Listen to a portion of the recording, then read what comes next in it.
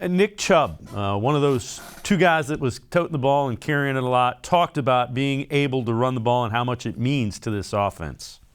Take a lot of pride in it. I mean, it starts up front with those big guys doing a great job getting some push. We weren't able to really break one other than Kareem before halftime.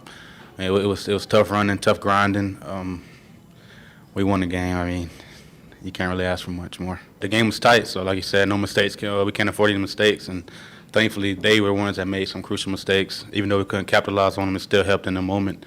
And I mean, it wasn't pretty. It was pretty sloppy, to be honest, but I mean, we got the win, and that's all that matters moving forward.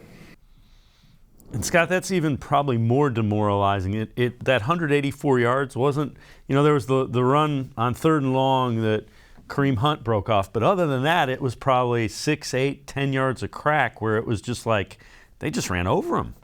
And that's more demoralizing to a defense. Yeah, I agree with you. And it didn't feel like there were any negative runs. It felt like every run was picking up at least 2, and then more likely 4, 5, and 6.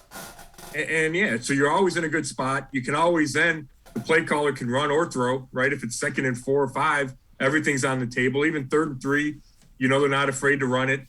So yeah, it's just, going into the season, I was wondering if the identity of the offense would change, right? You have Odell coming back.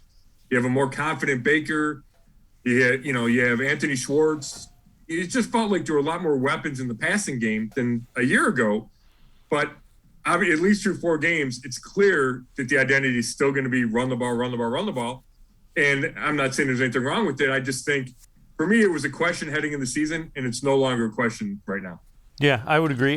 But again, there's going to be what will separate them from a playoff team to a Super Bowl type contender is when needed, can they get the passing game rolling? Because there's going to be times where somebody, where they bring everybody possible and slow down that running game. Can you beat the team that wants to do that? Right, you're right. I think that's a great point. Or if you get down by 14, right, and you have to throw it and you can't just hand the ball, turn it and control the clock like Stefanski's been doing these first 4 weeks. You're right. Teams are going to try that. And I think we can point to a couple of games last year. That Tennessee game jumps out at me where everybody thought it'd be, Nick Chubb and Derrick Henry going toe-to-toe. And Stefanski came out and threw the ball all over him and got that huge lead.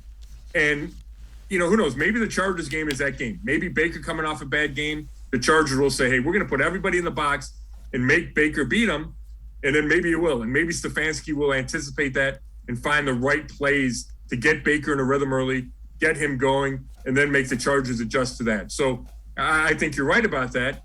But I also think the Browns are talented enough and have enough balance that they should be able to do that. But again, it comes down to, does Baker make enough good throws and does he get enough protection? Because that was, it hasn't been a huge issue, but it's been enough of an issue. Does he have enough time back there to do what he wants to do?